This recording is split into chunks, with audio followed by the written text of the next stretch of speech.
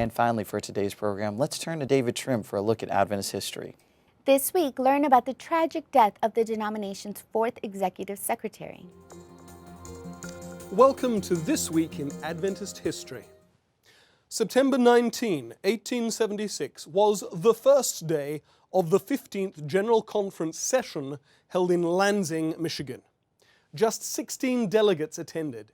This was the 10th but last GC session to be attended by fewer than 20 delegates. James White was re-elected president, but Uriah Smith, the long-serving secretary, was instead elected as treasurer, a post he only filled for one-year term before reverting to secretary. The man who replaced him for 12 months was Charles W. Stone. Stone was only 29 when elected secretary, but he'd worked for several years in the publishing house in Battle Creek. Stone presumably was not a success as secretary, since he served only one term, but he later worked as a teacher in Battle Creek and then as a pastor in Vermont.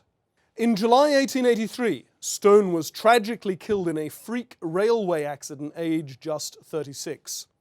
A report in the church paper records that a gale of wind had blown a freight car from a side track upon the main line, against which the ill-fated train dashed at a high rate of speed and became a total wreck.